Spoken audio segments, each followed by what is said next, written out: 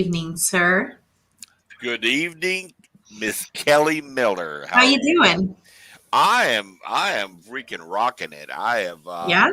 what a day. Yes. Lots of stuff happened today in the kind of paranormal world for me and then some other things, but a busy Nice. day. Some really cool things coming up in the little happy world from out here in the world of Keith Bailey for some things. But they're We gonna be like good. that. We like We're, happy things. Well, they're good stuff and some things to get you involved in really soon as well because I want to make it magic. But yeah, just some good conversations with some good people.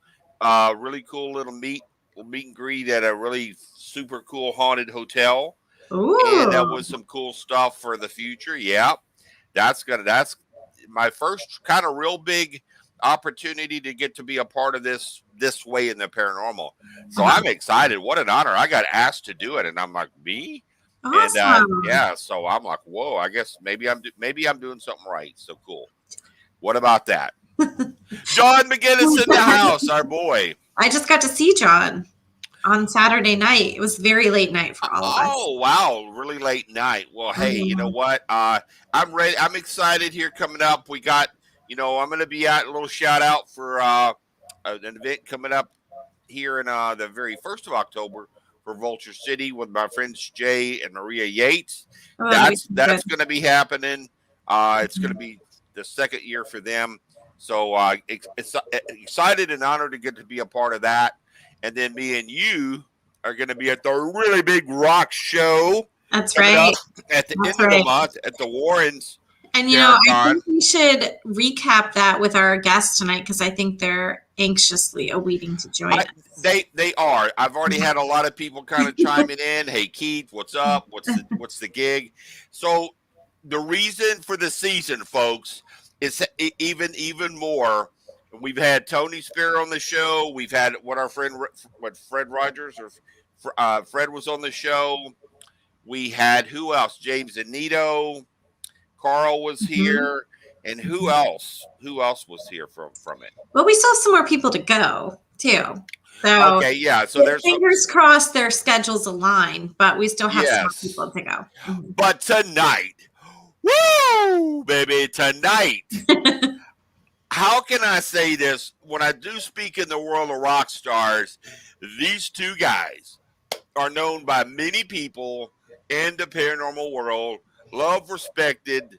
No matter what you say, you cannot deny these guys. They've been out there chipping away what they're doing with Desper, what they're doing with Tony, what they've been doing in the paranormal world. So many little creative juices going and rocking. But then they get to have this kind of first ever Big Warren's Paracon coming up. That it's gonna rock, and it's already getting the buzz already. People are like, "All right, here's a really big rock show coming," Right. Yeah. and we are fortunate it finally worked out. We got everything happen to have these guys on here. So I will tell you that without further ado, we bring to the show, woo, Big Bad Eric Fiatel and Dan Riviera. Woo! There's plenty of So excitement. excited. Even look at these banners. What's up with that? God, it's like rock show. Look at it. I don't know if y'all can see that, but how cool is this? We've been working in this to get to this point. I think it was, I guess, Big Bad Dan, the man. I called one day, kind of throwing some bones, and he goes, "Let's make it happen. Let's do this." And turned his hat backwards and said, "Let's rock it." And so here we are. I'm excited because lots of folks have been having, what's up? It's kind of cool and mystic. I says, hey, we're going to have him on the show. You guys are going to get to chime in with some questions. If you got them, send them. These guys meet it head on. They don't back down. That's kind of what the whole persona with you guys in the paranormal. You know, you're out in the trenches doing the investigations, getting some really cool evidence. You back it up with other people that are there. And love it, like it or not, it's there. And that's what's so cool about you guys. So, woo! Welcome to the show. Send it, Eric. yeah, We yeah. got our friend over here with us.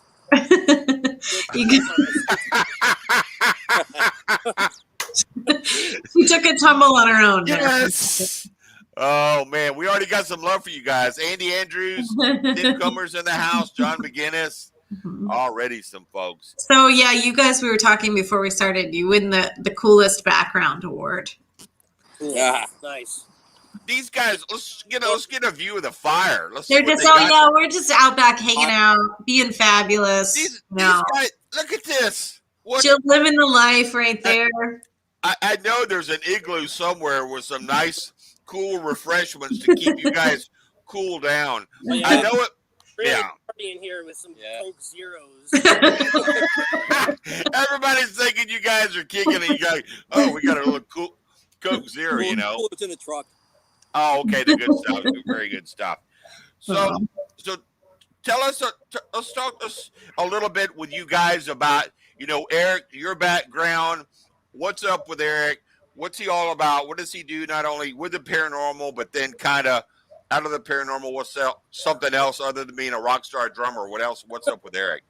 All right. I mean, I got into the paranormal research-wise. I've been doing it for like 10 years, but it really started when I was a kid.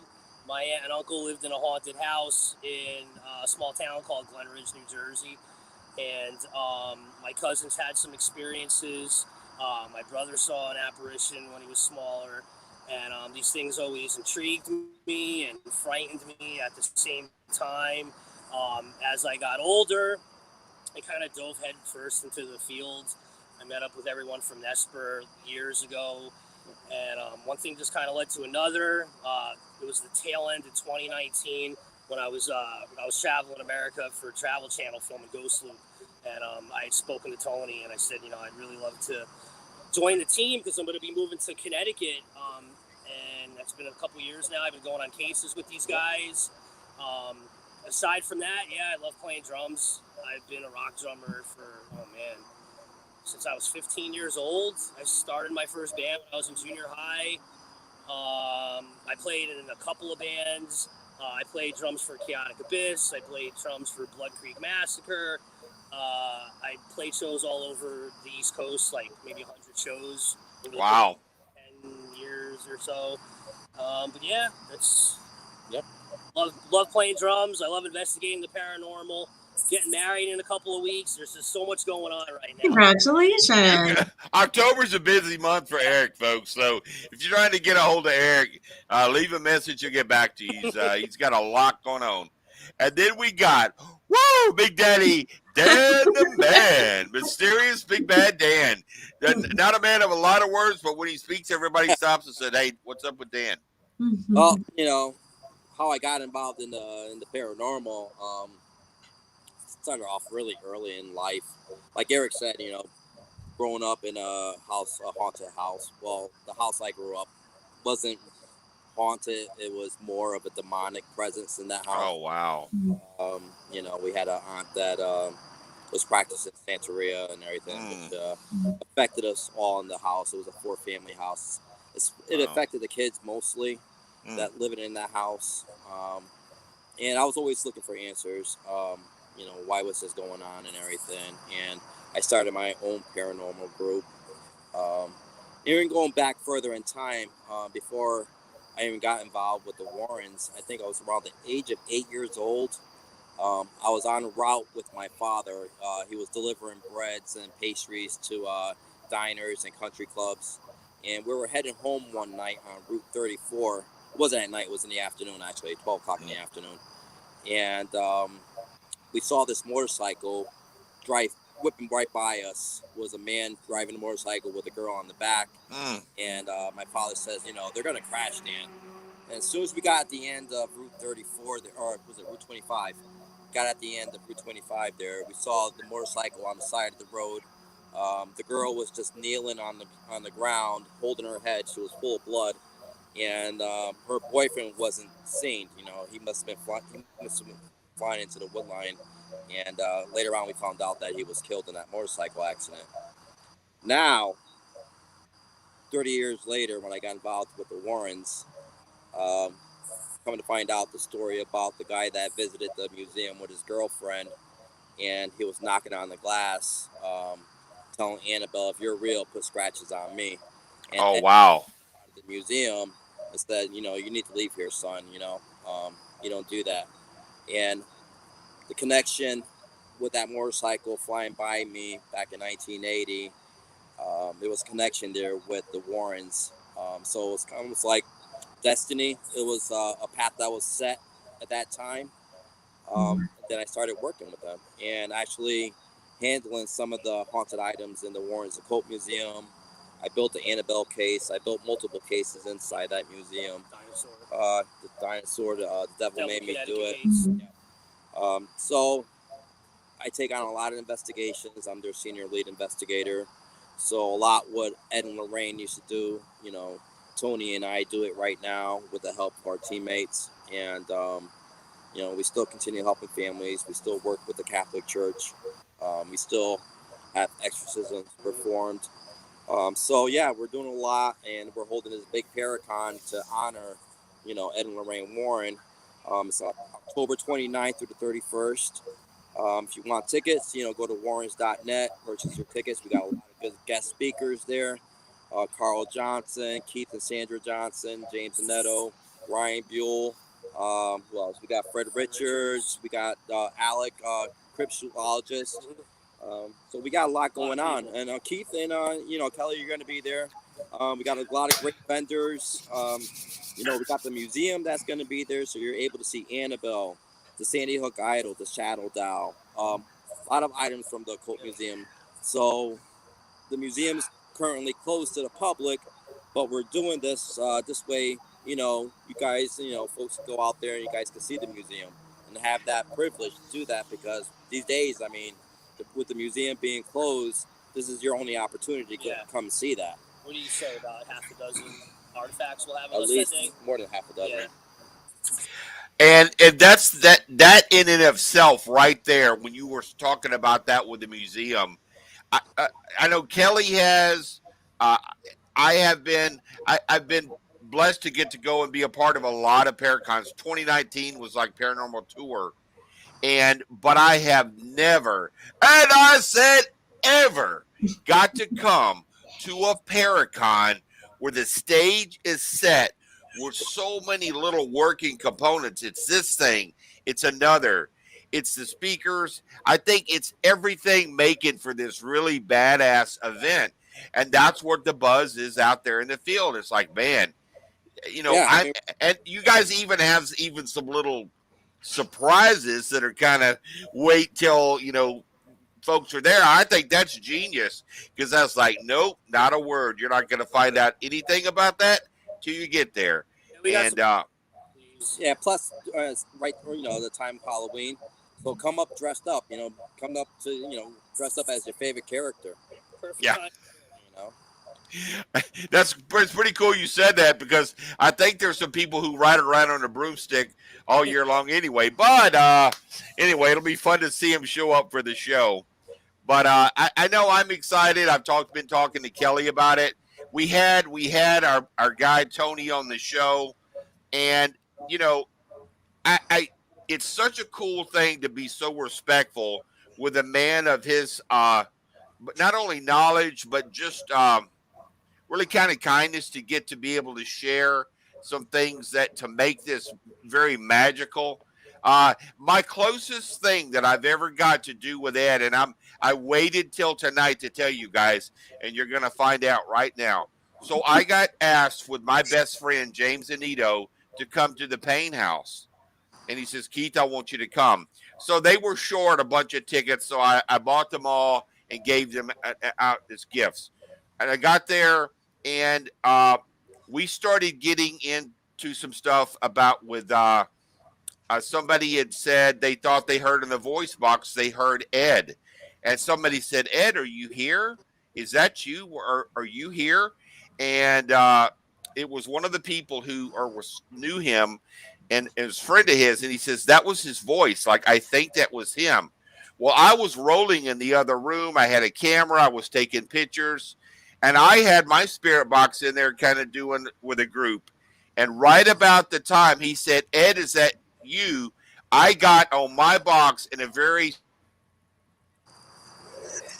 stoic voice, and I got a cool picture of the most badass orb. And I'm talking about there was a dust. It's out in front of the room. There's no bugs, no little creepy crawlies. Right at the moment he said it, it goes by and it said, it's me, and it goes by. And I got that picture at that moment. And everybody said, wow, if that's anybody to do that, it would be him to say, hey guys, I'm listening in on your investigation. And I was like, if ever I felt like, hey, I'm here, it's like, hi everybody, I haven't met you, but hey, I'm here.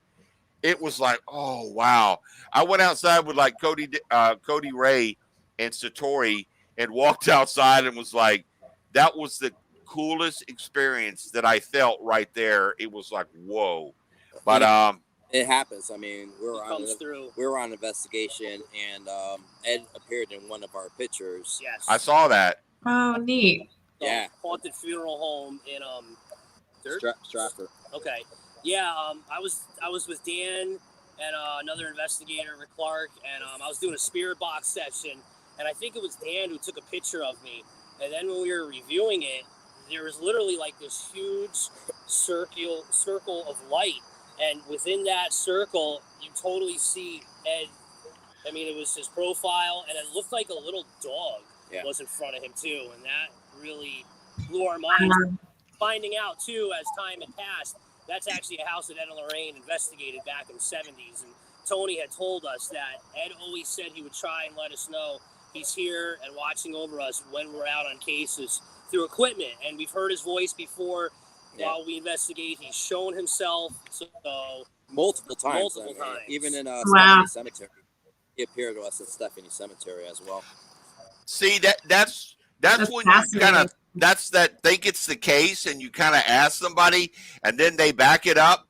This orb, I've taken pictures, and everybody has their subject about orbs and light anomalies. This one was so different by the way it self-illuminated. It was vibrant. It went through and went around the room. It came in and circled like it was high-fiving everybody in the room.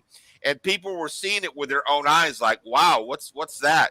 And I started trying to catch up, and I got one finally great picture of it right there. At the same time, I'm here. And somebody said, is that Ed? And he says, I'm here. And it was like, whoa, that was a moment. So it was really exciting. Right. So let's talk a little bit about some of the stuff that went down with with a recent film and the Conjuring House, of how we can kind of see that tying into this with this Paracon coming up. I know you guys have done some investigations there. Kind of and I know, Dan, I've seen some pictures with you, and I think Eric as well, around that in the backyard with a very cool little space there. But tell us a little bit about that tying into and what that means with you guys with that house and the history of what Ed and Lorraine did, is what that kind of means to you guys. Going there, investigating the house. Corey and Jen own that house. They're also going to be at the Paracon as well, talking about the Conjuring House and what they experienced there.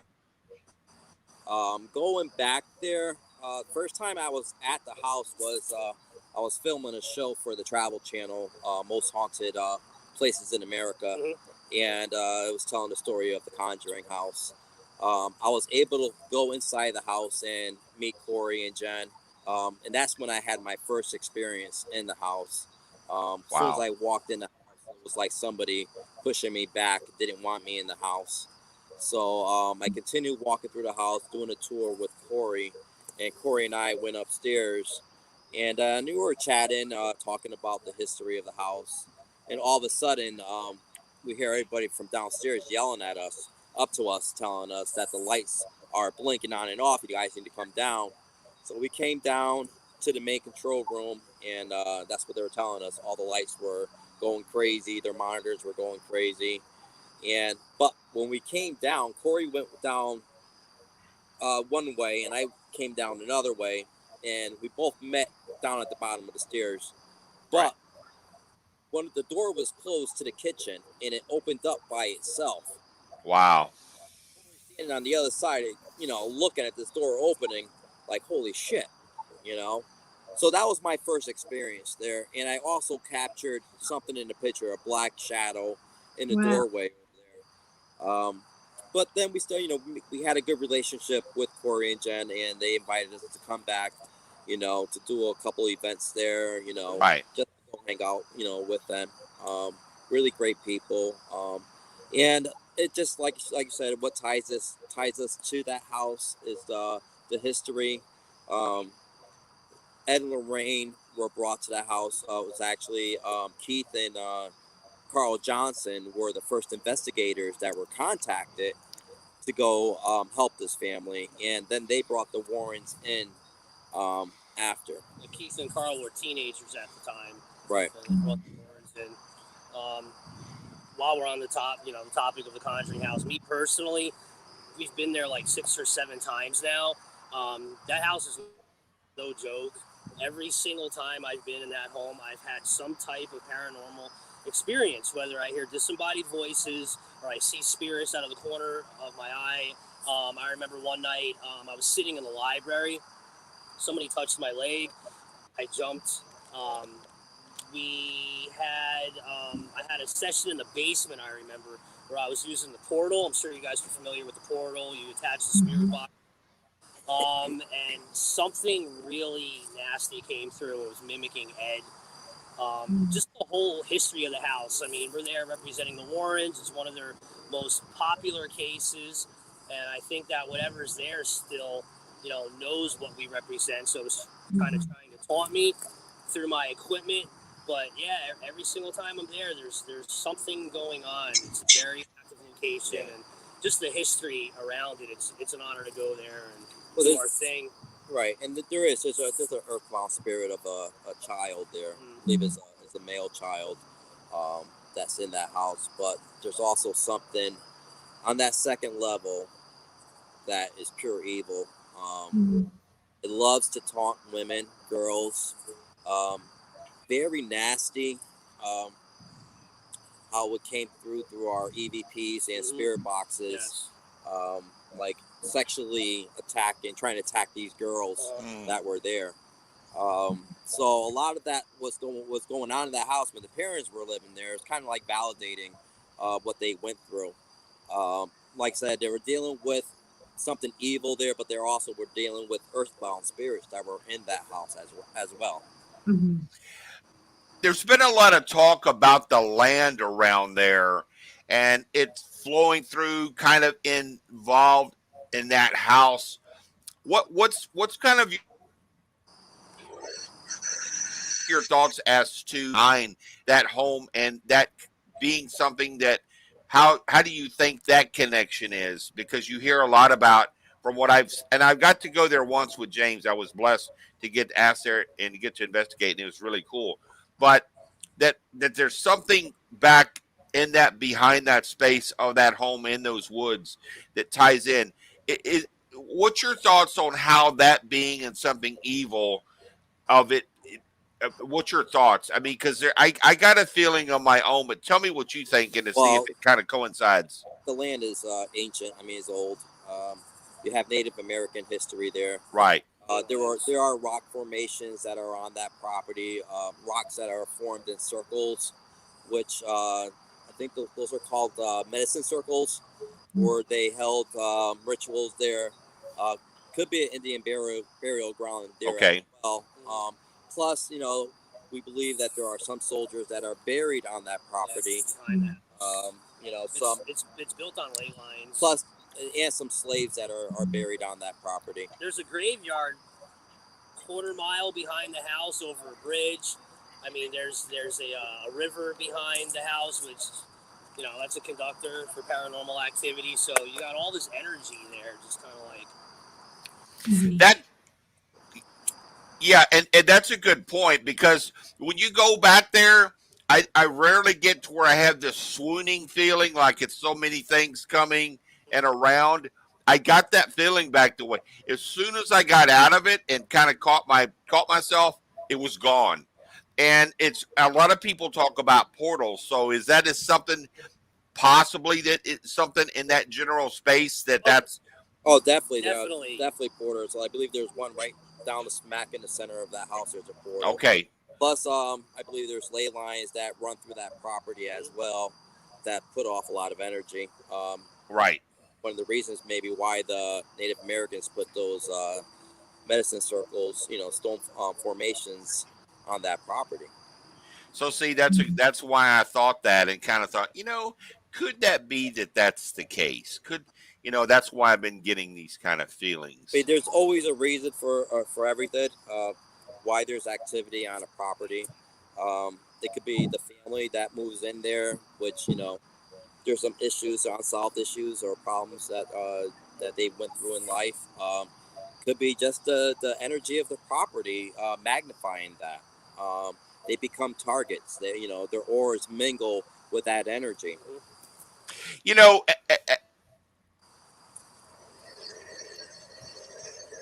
you get to there was a TV show that did go there and investigate, and kind of their take on it was everything was bad. Every second, every noise, every walk, every bump. How much of that do you think, if you had to really put a figure out there, of goes on out there in the paranormal? I mean, what's your thoughts with that? Because I think a lot of investigation that really goes. yeah, we deal with a lot of residentials, and there's a lot of psychological aspect of it that we're dealing with problems people had in the past. It either could have been child abuse, it could have been, somebody that was an alcoholic, drug abuser. They're demons. They're demons that drive you to do these things. So they have attachments, and we're there to figure out what those attachments are. When did it happen? When did it all start? Sometimes people block these memories, and they try to not think about them. But as soon as you start digging deep and you nail it down, they open up like a can of worms, and we get the whole story. And then we try to figure out, okay, that's the cause. Let's try to find a solution. And then again, we're dealing with a place. It could be the property. Could have been somebody that lived in that house before that dabbled in the occult, playing with Ouija boards, doing satanic rituals, which we had a couple cases that we took on that involved Ouija boards and somebody that was dealing with satanic rituals. So there's a lot that goes into it. You got to dig deep and try to find the answers. That's pretty interesting. Do you find, with dealing with as many cases in the totality that you guys do you find that you find out about that stuff with the satanic and Ouija boards later in the investigation? People are not very forthcoming, and you might find out about that later, and then you go, wow. I mean, it depends. Usually we try to crack them open as best we could. Interview process, but if they keep things from us while we're doing our investigation and we're going through the house, it's like, oh, what do we have here? A fucking Ouija board. Well, exactly. I worked on a case where the Dead Files did a show there, and they called us in after because things weren't. I don't want to say I don't want to knock anybody, but there were other things that were happening in that house, and come to find out, the son was reading a satanic Bible and performing rituals, and kind of took care of that. It got the satanic Bible out of the house, kind of confronted him in front of the whole family what he was doing, and then they found out that was the root cause of the poltergeist that was actually happening in the house. God. And that there hence lies the answer. It's almost like that smoking gun. It's like, well, here it is. Okay, this isn't just by accident. Now we have, where something we could have kind of had it and went down that path and then started helping. Like now you got to go, yeah. Even if someone is like dabbling in Satanism and they're not like totally schooled in it, if the intent is there, you could like conjure up a demon. So it's really not good to mess with any of this type of stuff. That's why when people do, you see them about, oh, Ouija boards, what's your thought? I'm like, no, just say no. I'm not a fan. I've never been a fan. I'm not ever going to be a fan. It doesn't matter, because mainly what I hear out there when you're doing these things, investigations, is it's like a root cause analysis. It comes right back to that. Somebody didn't close it. They said, sure, come on in. We can be friends. And it's not always the nice guy that walks through the door, right? It's the guy that wants to hurt you. And then, like Robin says, bad juju. Exactly. Really bad juju. Yeah, I mean, we So, worked on cases that, we're not going to put names out there, but somebody was using a Ouija board and they were working for the mob, and they were getting their information through a Ouija board to find their enemies, and then whack them. But very well-known case that we had to take care of. Yeah, the stuff is real. I mean, the devil does exist, and our job is to help these families that are dealing with this. Now, in just kind of meeting you both here and getting to learn you and your styles a little bit, do either of you feel like you have, you kind of lean yourself toward having sensitivity at all, or do you mainly rely on, tech side of things to have that validation? We were just talking about this the other day on Keith Johnson's show. I was told that I have abilities. Lorraine knew that I had abilities. I've seen him use them, so I could vouch for him. Go on cases, and I could figure out what's going on in the house without even knowing the history of the house or the people that live there. And like we had a case in Jersey. I vetted it. I'm like, come on, guys, round the troops, we're going. I didn't tell him anything about it. We interviewed the family, and we didn't use any equipment or anything. And Dan's walking around the house, and he was just picking up on this earthbound spirit, and he figured out what was going on. So he's definitely got psychic abilities. He just doesn't like to admit it. I don't label myself, and not even as a demonologist, but I know a lot about demonology, and I work with the Catholic Church, so I do a lot of work as a demonologist. But I don't feel worthy of that title yet. It took many years for Ed to get that title, and I'm earning it as I'm going along. So I don't have a chip on my shoulder. I just go with my gut feeling. I go with what my abilities are telling me, and the knowledge I do have, and to help families.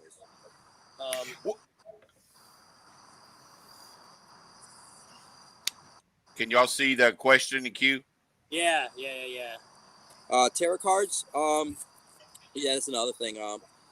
I personally, like I said, our beliefs, NESPR beliefs, as Ed and Lorraine taught us. We don't dabble with tarot cards. Some people do, but I suggest that not to play with them, because you're asking questions from a being that is ancient. It's an ancient being. It's a fallen angel. They're fallen angels. They're demons. You're communicating with. Yes, you can open doors. Exactly. And I have a lot of people ask me questions too when it comes to the tech side of things, like, oh, you won't use a Ouija board. Well, you're communicating with spirits when you use something like a spirit box. I'm really into ITC research. I like using spirit boxes. I don't rely on them as much as I did when I got started in the field. But when it comes to ITC research and running a spirit box, the spirit isn't channeling itself through you. It's manipulating the white noise and letting its voice be heard through the radio waves. When you're using a Ouija board, I mean, the spirit is channeling itself through you and moving the planchette, and it's something we don't condone. We don't use them for any investigating purposes at all, and we try to always stress to people to not use them. Hey, you got to be very careful. I mean, you're listening to EVPs, you're capturing these voices on the ghost box, spirit box. You don't know what's coming through. The demonic is very, very tricky. Exactly. It can mimic someone that lived in that house, or it could mimic voices. It could be mimics a loved one that had passed away. So you need to be very careful and don't get caught up on these EVPs. Don't become obsessed with your evidence. Exactly. Don't get obsessed with spiritual protection is what's most important in this. We always make sure we have holy water with us, third-class relics, things of that nature, sacramentals, because it's dangerous to communicate with spirits, and when we have to communicate with spirits with our equipment, we don't always know what we're getting. You know, if we want to talk to Aunt Tilly, we don't know if Aunt Tilly's going to come through. All times. Oh my God! Why we work with the church? Like I said, we work with a traditional Catholic priest, and he's really strict. And you know, he'll go in there, and he says, you know, those are demons. And see, that's when you have somebody with that years of experience, and you guys obviously are in a, you know, in a way of even learning from him and experience. But with him, you know, even as a little boy, I'm sure as time he just continued to follow that process, and now to have him on the team, I mean, that's priceless. That's somebody that when you back up and say, Ed, what do you think? And he looks at you.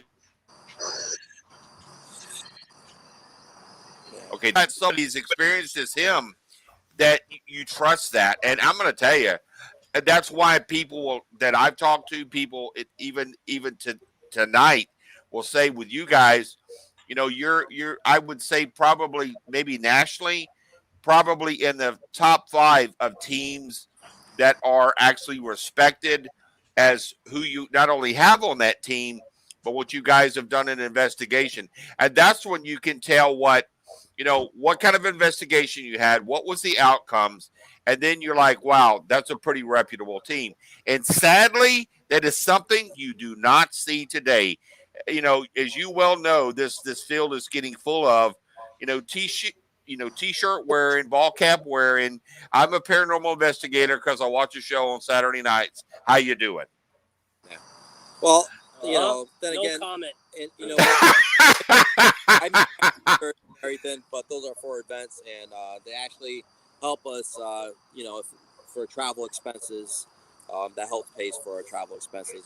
But we don't. I don't like putting myself out there. I don't like making a lot of things public in what I do in this field. Right. Like I said, we do a lot of residentials. Yes. To post like evidence in like our clients' homes. It's not what it's about. You know, I don't want to get started on. But you know what? That's just us. I mean, yeah. But I like what I do, and I like, you know, helping people. I get that gratification, being there for somebody, and it does take a toll on us. Plenty of times I wanted to leave this field, and it just keeps bringing me right back in. Every time he says he's going to quit, we'll get like 3 cases at once. I think I say I'm going to quit like every once a month. I said I'm going to. It's funny because you two guys, no doubt, and as you, I don't know if you do know or don't know, I had a twin brother I lost in 2017 to cancer. And you guys are like brother. You see each other, and you guys just have this, it's just a, you know, like this very cool vibe. It's just, and that's the thing, you know, when you get to be with somebody who's going to have your 6 and be there for you, that makes all the difference. And sometimes that's what this paranormal field does, is as much as we go help other people, we have to have people to you know, to help ourselves. And that brings me up to a good question. You know, we're going in the war here. I mean, that's right. We're representing NESPR, which has been around since 1952. I think we're the longest running paranormal society out there right now. But we take care of each other. I mean, Tony's a great guy who is the director of NESPR. His wife Judy as well. We're there to help them. They help us. We're a big family. We're not a big group, and we like it like that. It's controllable, but we trust each other. There's a word right there. So, you know, when you see us, you know, it's great to be around us, especially when we have our events. You guys will actually feel like you're part of the family because we're actually really down to earth. We take the time to talk to you, hang out with you, and we keep that, you know, that relationship going. So, you know, it's not a paranormal unity kind of thing. It's just we're one big family. Yeah. We got Dan and I went to see Alice Cooper together a couple. Oh, I know. I see y'all. I live vicariously through y'all's concerts. You know, Anthony Holmes. We had him on the show, and coming off of what he went through, God bless that man. That's what I can tell you.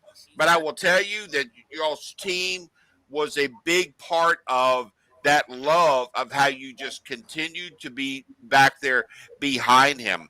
And I can't hardly think of another God-fearing human being other than Anthony Holmes. He's such a kind, amazing Christian man that you just can't help but love and respect. And wow, that's even moreover one of the big reasons that I'm going to come to Connecticut. I'm going to get to embrace Anthony, and I'm sure I'm going to cry like a big old flopping baby because I haven't got to see him since 2019. And then he had that happen with his, his wife. But Anthony, what? Anthony's a really good guy.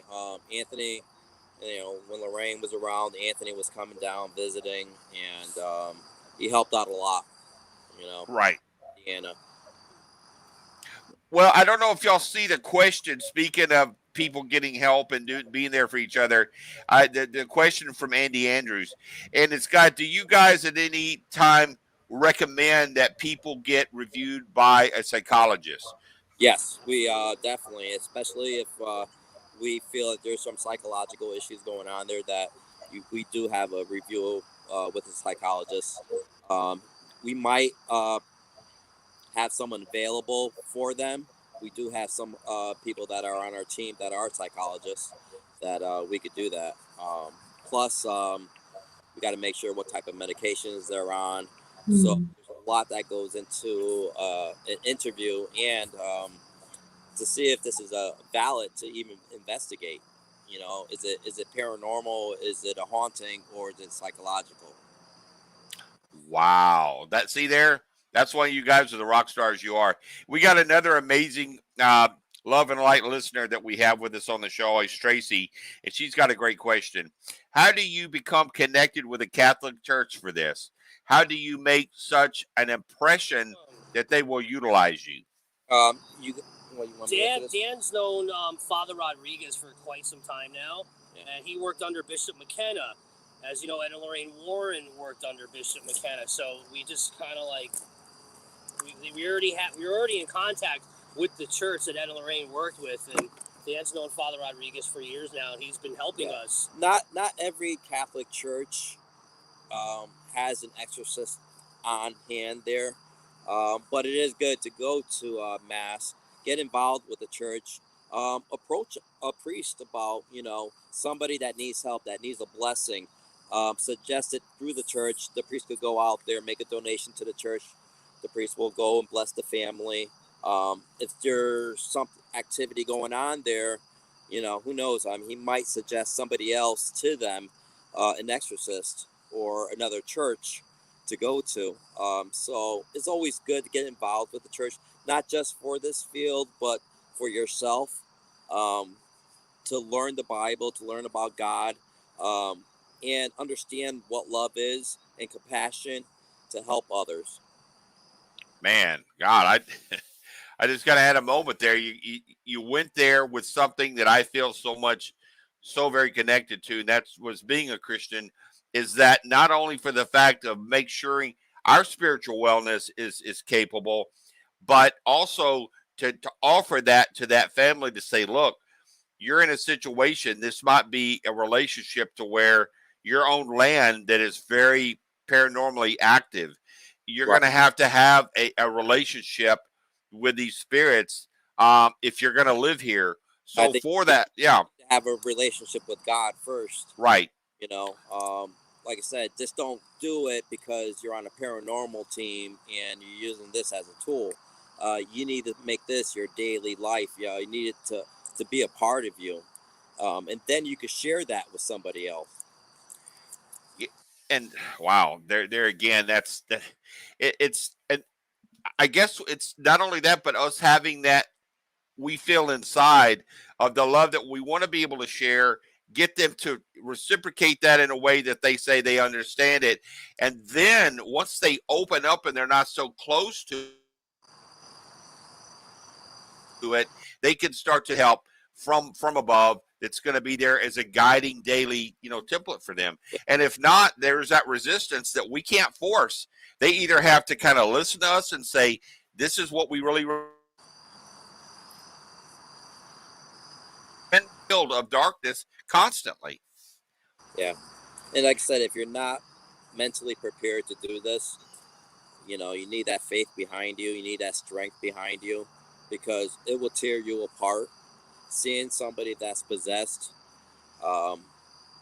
being there, being a part of an exorcism. You'll never forget it. But not only that, but if you're not prepared for that, that demon could jump into you. It could affect you, it could affect your family. So getting involved in something like this, like I was telling Eric, I think after every exorcism, I'm like, fuck it, I'm done with this. Pretty much. Exorcism's like, I'm done, no more. But like I said, you know what? I have to. For some reason, I know I have to do it. Because you help one person, and they turn around, they'll help somebody else. So you're creating this chain effect. Mm-hmm. So maybe that's why I like to do it. I like the gratification of it. Yeah, I see the question. In fact, I was going to say, I think they already answered Steve's question about if they can come along. But I was going to ask you guys if you could share any events that you have coming up, so that in case anyone wanted to look into tickets, they can do that. .net. We got, like I said, the Warren Secrets of the Supernatural Paracon. We're sold out for the 30th, but we still have tickets available for the 31st. And I believe we're also going to be selling tickets at the door. So we'll be announcing that soon, too. Oh, very cool. That's great. Yeah, so Steve, as far as when you have, I think they did answer it. So for you to get to come along to an event, yes. When it comes to cases, they don't. Paranormal investigators, by nature, don't have people just come along to get to be there and share in that case. The reason why, there's a privacy factor of what that family that they, as that team, hold in very high standard. And it's not safe. If they were to encounter something that's there, you got to keep your numbers low. If you have somebody there that's not maybe been inexperienced and been out there around investigations, you could be that first person that's affected. And now they not only have a family that's got it, now they got another victim, and now it's dangerous. So I would venture to say, you see how I smoke my nerves. So everybody else on an investigation that's not part of the team and I don't know their background, I'm putting them in danger, and I don't want to do that. Then I'm going to be smoking more. I'm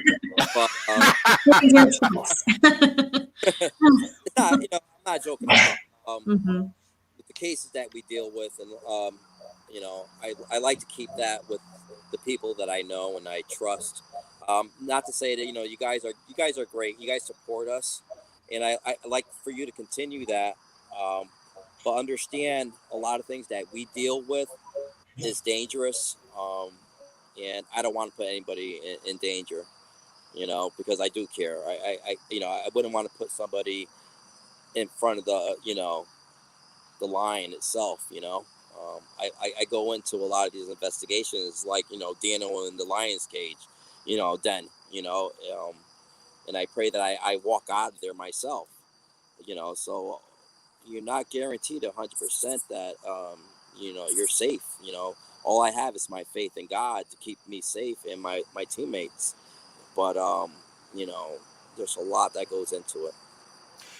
So guys, if one of the things that I will pass on, and I know Kelly is out there as well with it, these opportunity when we had these guests on this show, when you get an opportunity to go to a Paracon, and you're kind of like you Steve, who's wanting to kind of get into paranormal, learn about it, these events are like our education. It's a classroom, if you will. These speakers, these people that you can break bread with, get to sit down with and talk to, and maybe even nurture a friendship with, that's when you get to open up and then learn from them. And like Dan says, hey, it's about trust. If he doesn't know somebody, he's like, no,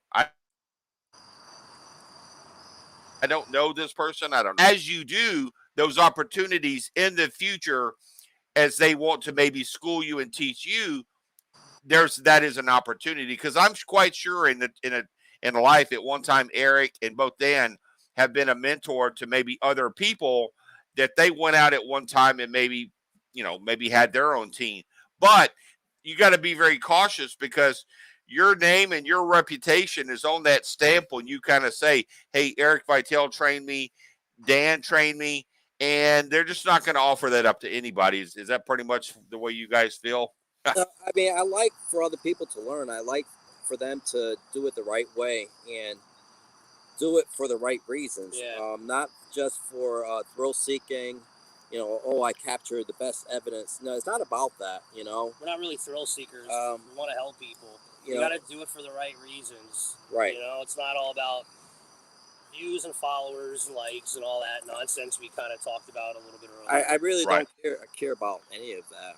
Like I said, but they'll probably make movies about me. But, and he's modest too.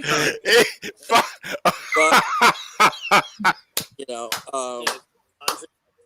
we'll be in it. Nah, but like I said, we're part of a great society. So we got big shoes to fill, and we got to keep ourselves grounded and humble in what we do. And it's a place that all of the people that are watching or will catch the replay can find you all to follow along with any public events and things like that. Do you have any links you want to share? Yeah, no, definitely. All I'm going to share right now is please come to the Warrens Seekers of the Supernatural Paracon. Go to warrens.net, get your tickets, meet the group, find out about the history of Ed and Lorraine. A lot of it, what you see in the movies, there's more to it. So definitely, you'll have a good time. Like I said, great speakers, great vendors, the artifacts from the Coke Museum. It's going to be a great party. It's a 3-day party. VIP. In your costumes, apparently. Now I have to plan. We have to plan for this. What? So, I mean, it's Halloween weekend. Why not? Definitely. That's awesome. So we got one more quick question I see here, Tracy. Well, Tracy asked about it. She's a sweetheart. She asked about, let's see. Well, I see the one down here about the asking when you had to help. When she says about asking. Okay.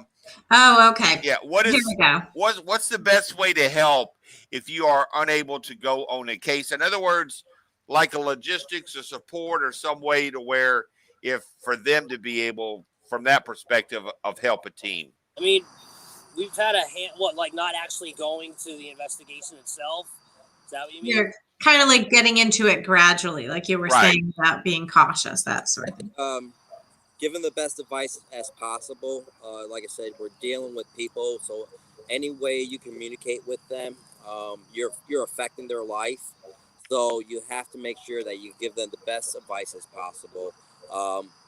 Get them in touch with somebody that's very knowledgeable in this field. It doesn't have to be us. Get them involved with somebody that's involved with the church, because they might need that guidance. Good point. Good point. So, start there. Yeah, I mean, there's been a handful of cases we actually couldn't get to our clients, so we'd have to look up other teams, recommend certain prayers for them to recite, and things of that nature. Wow, that's cool but stuff. If you're a good-hearted person, I'm sure you'll figure it out. I'm sure you'll be able to give somebody some good advice. So, follow your heart. She's a sweetheart. She really is. She's a doll. Wow, the time has come where at the end of the encores, you guys are at the edge of the stage taking your bows. See you next year. Deuces. Only not next year, only next month. Yeah, actually here coming up, next month. Well, I will tell you how much fun, what a show. It seemed to come and gone as quick as a concert ticket at a great hall. I want to tell you, thank you guys for getting, take a minute with us. I think. Thank you guys. Kelly may ask that you hang out in the green room for just a minute as we wrap up the show. Yeah. But, just a second to hang back in the back till we get to you. Sure. Thank you. Okay. Well, I tell you, for this, I had so many things I was trying to get to them, ask them about the events and some others, and before you know it, an hour went by. It's like boom. Well, I think it's one of those things where after talking with them just this brief amount of time, I think anyone who comes to the event next month is really going to, just really get to hear more of their stories and learn more about them when they speak there. So, Yeah, so I mean, I feel like this, like I just have a million questions. And so I'm like absorbing everything they're saying, like, oh, really? Oh, really? So, I mean, I think it's incredibly interesting, and they have a lot of really, really amazing, relevant things to share. So hopefully, we have a lot of people that can join us Halloween weekend and get their tickets. So anyone that's in the chat room there hanging out, if you get an opportunity to go and do that and go to the really big rock show at the Warren's Paracon, go do that because it's going to be amazing. I did want to give a little shout out here that our boy Steve went to Pair Unity, and he had a really good time. And so Steve was a winner of these tickets. So in the very near future, there's going to be some more prizes. Is what we always told everybody. Steve got those tickets. He got to go, and he had, from what I understand, an amazing time. And then looking at all the pictures, that event, that Paracon looked like it was a blast. There were lots of pictures with fans, interactions, fun. I actually talked to people on the phone that were there. That Paracon, they said, was fun, off the chain. So not everyone can be that fun, but that one was. So anyway, I want to tell everybody thanks for tuning in tonight. We love you guys, our Love and Light listeners. If you're new to the show, thanks for showing up and hanging out with us. And I know between myself and Kelly, we do love you guys. When we say that, we mean that. We put a lot of heart and soul and tears of happiness and joy of making this show fun to get the guests that you get to listen to, and hopefully very soon get to meet some of you folks and out there. And then guess what? I will tell you that next year it's already being planned about us two, me and Kelly. Oh, should I tell them? Oh, I have to wait.